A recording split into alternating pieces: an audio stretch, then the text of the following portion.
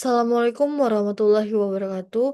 Izinkan diri Taruna Tingkat 3 Politeknik Pengayoman Indonesia, nama Salsabila STB 5097 Prodi Teknik Pemasyarakatan C. Nah, di sini saya akan menjelaskan tentang materi yang telah diberikan oleh Ibu Meti Safani Simanjuntak terkait materi-materi perkuliahan kemarin tentang pengetasan anak serta kaitan edukasi digital untuk generasi masa depan yang dimana anak hebat gadget selamat yang merupakan kelompok yang saya kerjakan ketika mendapat tugas UAS. Nah, di sini saya akan menjelaskan materi sebelumnya. Pembahasan materi sebelumnya yaitu yang pertama reintegrasi anak dan rehabilitasi. Nah, di sini yang merupakan definisi dari rehabilitasi dan reintegrasi anak yaitu proses berkelanjutan yang bertujuan untuk memulihkan, membimbing, dan memberdayakan seorang anak atau membuat anak tersebut untuk dapat dipulihkan kembali serta diberdayakan kembali. Nah, fokusnya ini pada anak yang berkonflik pada hukum agar mampu kembali ke lingkungan keluarganya dan masyarakat, dan tentunya dapat diterima dengan baik. Nah, konsep dasarnya yaitu pendampingan terstruktur yang berfokus pada pemulihan perilaku, yaitu penanaman nilai positif dan penguatan karakter. Lalu ada tujuan bimbingan dan rehabilitasi, di mana itu yang pertama dengan membantu anak membangun karakter yang sehat dan melindungi hak-haknya. Yang kedua, mengurangi resiko pengulangan pelanggaran. Yang ketiga, memastikan mereka memperoleh pendidikan dan keterampilan. Lalu ada landasan hukumnya. Yang pertama, dasarnya yaitu yang pertama ada Konvensi Perserikatan Bangsa-Bangsa tentang Hak Anak atau CRC pada tahun 1989, di mana fokusnya itu menjamin hak-hak atas perlindungan, perkembangan, dan partisipasi. Yang kedua, ada Aturan Minimum Standar Persatuan Bangsa-Bangsa untuk Administrasi Peradilan Anak atau yang bisa disebut dengan Aturan Beijing. Nah, di sini pada tahun 1985. Fokusnya itu memberi pedoman untuk perlakuan adil terhadap anak-anak yang berkonflik dengan hukum. Ketiga, ada Peraturan Perserikatan Bangsa-Bangsa untuk Perlindungan Anak di bawah umur yang dirampas kebebasannya, yaitu Peraturan Havana pada tahun 1990. Nah, di sini fokusnya itu untuk memastikan perlakuan manusiawi terhadap anak-anak di lembaga pemasyarakatan. Yang keempat, yaitu pedoman Perserikatan Bangsa-Bangsa untuk pencegahan kenakalan remaja pada pedoman Riyadh. Nah, di sini pada tahun 1990. Nah, di sini fokusnya untuk mendorong pencegahan dan intervensi dini pada kenakalan remaja. Yang kelima, ada Konstitusi Republik Indonesia, yaitu Undang-Undang 1945 Pasal 28B ayat 2. Nah, di sini mengakui hak anak untuk bertahan hidup, tumbuh, dan dilindungi. Nah, Undang-Undang Republik Indonesia Nomor 11 Tahun 2012 tentang Sistem Peradilan Anak atau Undang-Undang SPPA, yaitu fokusnya mengatur prosedur peradilan pidana khusus anak dan keadilan restoratif. Yang terakhir ada Undang-Undang Republik Indonesia Nomor 35 Tahun 2014 tentang Perlindungan Anak. Itu dengan fokusnya memperkuat perlindungan hukum dan kesejahteraan anak. Nah, di sini ada prinsip-prinsip bimbingan anak dan hak anak. Prinsip bimbingan anak yaitu mengutamakan kepentingan terbaik anak. Yang kedua, penghormatan atas hak anak. Yang ketiga, pendekatan individual berdasarkan kebutuhan spesifik. Yang keempat, dukungan menyeluruh bagi perkembangan fisik, emosional, sosial, moral, dan intelektual. Nah, hak anak dalam sistem masyarakatan apa aja sih? Yang pertama, mendapatkan pendidikan dan layanan kesehatan, mendapatkan bimbingan keagamaan, mendapatkan bimbingan konseling, dan pelatihan keterampilan. Nah, mendapatkan hak untuk berkomunikasi dengan keluarganya, mendapatkan perlindungan dari segala bentuk kekerasan atau diskriminasi.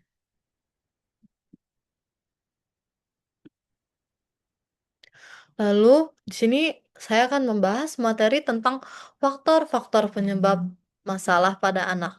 Yang pertama ada internal dari dalam diri anak tersebut, yaitu kondisi fisik, kesehatan mental, kepribadian, dan tahap perkembangan anak. Biasanya eh, anak ini yang mendapat masalah yang karena penyebabnya kesehatan mental, eee, lebih sering terjadi karena anak yang memiliki kesehatan mental dan kepribadian yang belum matang, itu biasanya lebih labil, lebih tidak bisa mengontrol emosinya sendiri. Dan dari eksternalnya itu masalah pada penyebab anak itu, yang pertama ada keluarga. Nah, keluarga ini biasanya karena pola asuhnya yang salah, terjadi konflik antara keluarganya, jadi dia bisa melihat orang tuanya ini berantem, orang tuanya ini bercerai, sehingga dia, eee, terdoktrin untuk melakukan hal itu adalah hal yang wajar. Nah, atau kekerasan domestik yang mempengaruhi emosi dan perilaku. Karena anak itu adalah seseorang yang masih labil, yang harus masih dibimbing. Nah, yang kedua ada lingkungan sosial. Biasanya ini terjadi karena interaksi teman sebayanya, terus stigma dan kurangnya dukungan sosial. Lalu ada ekonomi, itu tekanan ekonomi. Nah, kemiskinan atau eksploitasi tenaga kerja anak. Lalu yang keempat ada pendidikan. Biasanya karena putus sekolah, kualitas belajar yang rendah, atau perundungan. Nah, biasanya ini karena putus sekolah, jadi dia tidak bisa ngapa-ngapain kan. Nggak ada kerjaan, nggak ada kesibukan, akhirnya dia menyebabkan masalah agar apa, dia bisa mendapatkan perhatian, agar dia bisa mendapatkan kesibukan.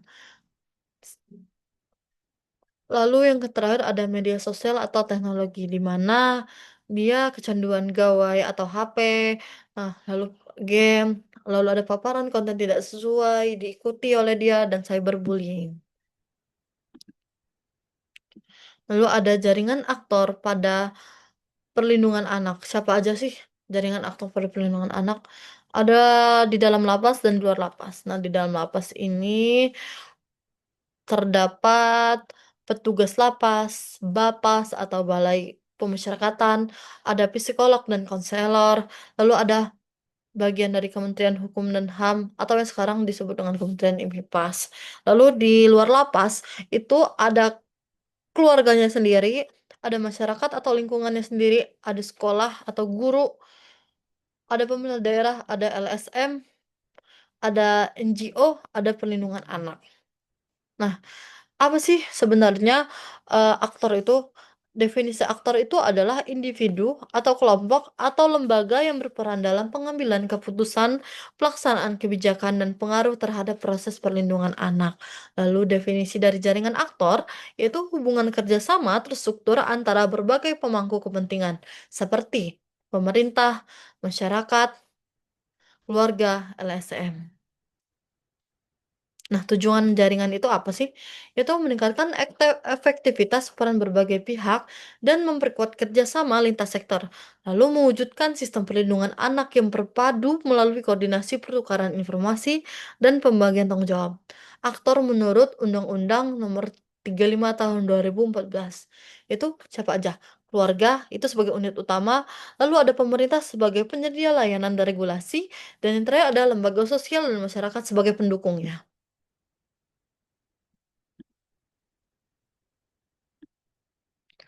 Lalu ada keadilan restoratif atau restoratif justice dalam SPPA. Pendekatannya yang pertama mekanisme menyelesaikan perkara anak yang lebih menekankan pemulihan kondisi setelah tindak pidana. Fokus utamanya bukan pada hukuman, tetapi pada upaya memperbaiki kerugian dan memulihkan hubungan antara pihak-pihak yang terlibat. Biasanya ini dilakukan mediasi. Nah, prinsip inti keadilan restoratif ini pemulihan kerugian korban, baik emosional maupun material. Partisipasi aktif semua pihak dalam proses penyelesaian. Lalu ada tanggung jawab anak pelaku untuk perbaikan kesalahan. Lalu ada pencarian solusi bersama demi mencegah pengulangan tindak pidana. Ada juga aktor dalam implementasi. implementasi keadilan restoratif, di mana aktor yang terlibat itu adalah anak pelaku, korban, keluarga kedua belah pihak, pekerja sosial, konselor, dan mediator, biasanya ini dari Bapas, lalu petugas LPKA dan komunitas sekitar, seperti LSM, NGO. Nah, bentuk implementasi di LPKA itu mediasi antara pelaku dan korban, lalu konferensi keluarga di mana, didatangkan 2 keluarga antara pelaku dan korban yang disaksikan oleh lembaga-lembaga pemerintah, masyarakat, dan saksi-saksi yang, akan membantu dalam proses mediasi. Lalu ada kegiatan sosial sebagai bentuk pertanggungjawaban sebagai pengganti, hukuman. Lalu yang terakhir ada program pemulihan yang mendorong kesadaran dan perubahan perilaku.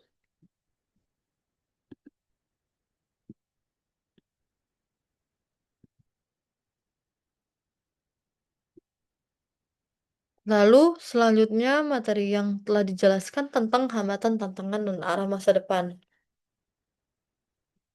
Dalam pembinaan, hambatan dan tantangan dalam pembinaan yaitu adalah keterbatasan sumber daya dan kondisi fasilitas, kurangnya dukungan keluarga, hambatan psikologis anak akibat pengalaman traumatis. Lalu ada arah pembinaan anak di masa depan. Apa aja? Yang pertama, penguatan pendekatan rehabilitatif, peningkatan kualitas program pendidikan dan keterampilan, memperkuat kerjasama antara keluarga, masyarakat, dan lembaga. Tujuan akhirnya memastikan proses reintegrasi anak berjalan lebih efektif dan berkelanjutan.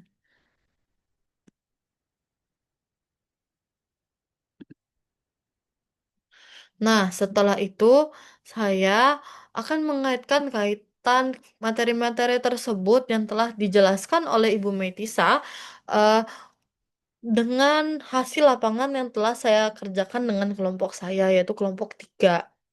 Itu tentang anak hebat, gadget selamat. Nah, di sini kami ambil judul ini untuk edukasi digital untuk generasi masa depan.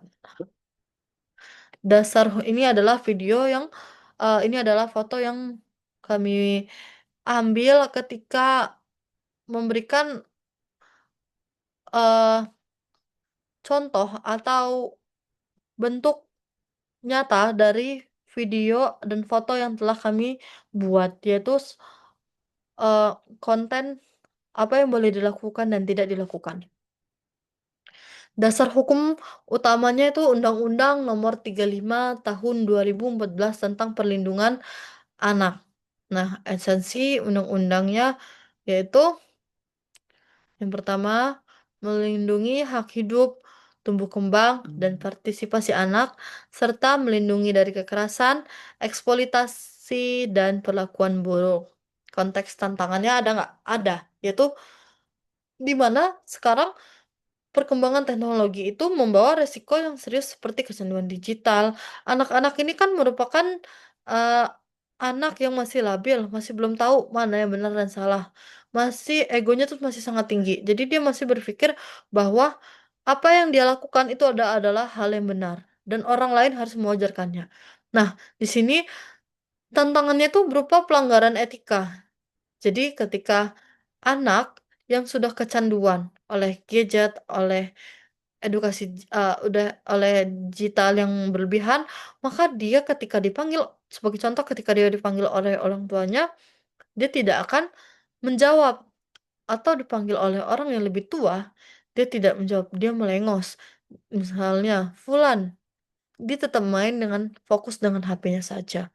Itu mengurangi etika, bahkan menghilangkan etika yang seharusnya tidak dilakukan oleh anak-anak, dan ancaman keamanan daring bagi anak. Seperti misalnya penipuan yang sering terjadi atau link-link bodong yang sering diberikan pada anak ketika seseorang dapat ditipu. Kenapa program ini penting dan kenapa program ini kami lakukan? Yaitu mengatasi resiko digital. Yaitu anak-anak menggunakan gadget sejak dini tetapi rentan terhadap cyberbullying, penipuan, dan kesenjangan digital. Di mana anak-anak ini, masih labil dan belum tahu mana yang benar dan salah. Lalu ada kesenjangan etika atau pengetahuan. Di sini anak itu sering tidak sadar akan dampak dan etika penggunaan online. Misalnya upload foto tanpa izin atau perilaku jahat online. Seperti mengkomen dengan akun fake untuk mempengaruhi orang lain untuk membenci seseorang. Seperti misalnya ada seorang artis yang mengupload fotonya yang sudah berlebihan diedit menggunakan filter. Lalu hal tersebut memberikan ujaran kebencian yang menurut dia hanyalah bercanda. Mmm, Nah, itu merupakan kesenjangan etika bahwa dia tidak sadar apa yang dilakukan dia itu adalah kesalahan. Nah, wujud pencegahan juga ini dilakukan karena sebagai wujud pencegahan, yaitu program ini adalah implementasi nyata dari konsep jaringan aktor, keluarga, dan pendidik untuk melakukan pencegahan dini dan memastikan anak ini berpartisipasi di ruang digital secara aman sesuai dengan Undang-Undang Perlindungan Anak. Nah, lalu program ini dilakukan untuk membentuk literasi kritis, yaitu melatih anak menjadi pengguna internet yang cerdas, bertanggung jawab, dan mampu melindungi diri dari ancaman daring.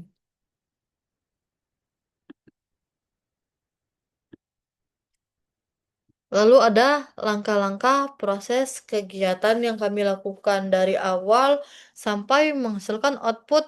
Anak-anak itu mengerti bahwa yang mereka lakukan itu tidak sebenarnya benar. Yang kami lakukan yang pertama yaitu observasi.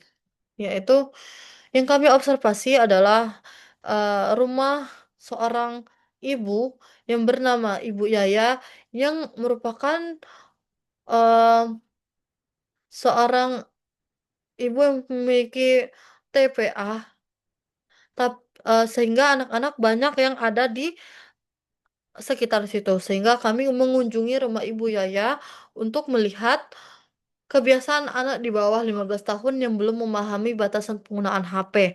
Nah, lokasi dipilih karena adanya kebutuhan literasi digital yang jelas.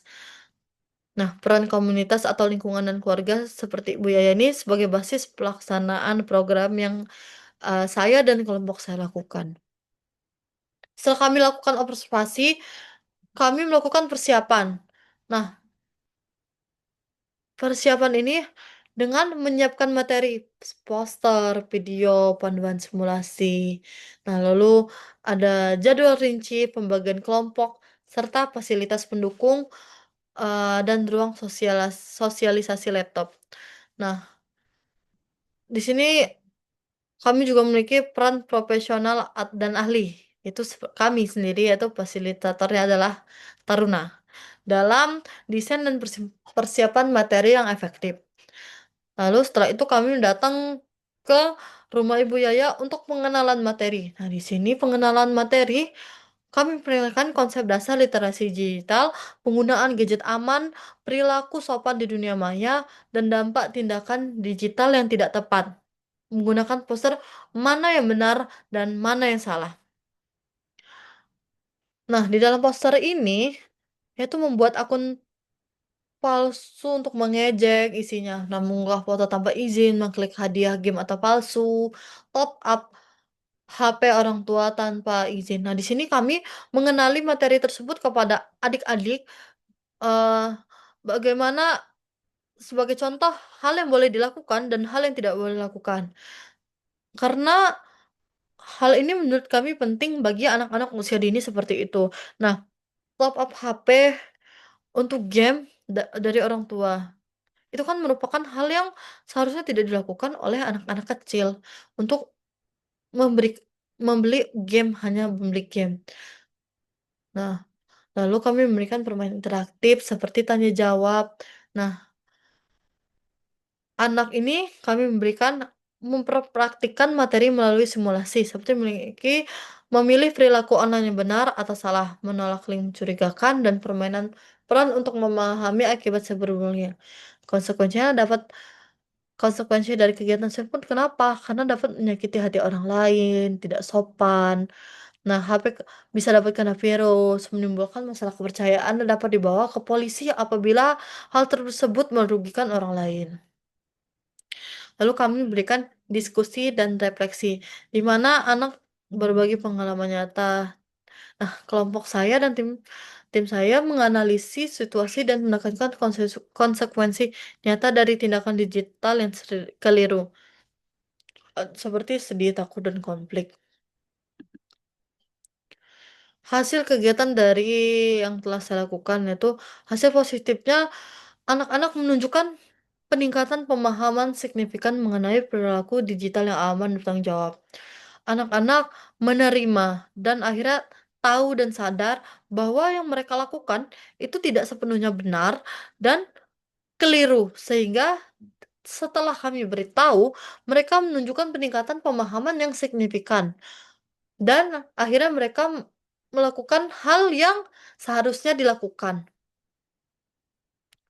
Lalu mereka mampu mengenali tindakan yang benar dan salah serta memahami dampak negatifnya, seperti perasaan sedih, takut, atau konflik bahkan apabila telah dilakukan. Itu yang ketiga, metode interaktif terbukti efektif dalam menumbuhkan kesadaran etika dan keamanan digital, di mana kami di sini memberikan ruang bagi mereka untuk bertanya jawab, untuk sharing, untuk bercerita tentang apa yang mereka lakukan ketika mereka memegang gadget. Nah, kesimpulannya, program ini menunjukkan bahwa intervensi pencegahan melalui literasi digital adalah bentuk nyata dari penguatan jaringan aktor, tingkat akar rumput keluarga, dan komunitas. Nah, keberlanjutan perlindungan membutuhkan pendampingan yang terus-menerus oleh sekolah dan orang tua, serta evaluasi materi yang adaptif terhadap perkembangan teknologi. Terima kasih, mungkin itu saja yang bisa saya sampaikan, lebih kurangnya mohon maaf.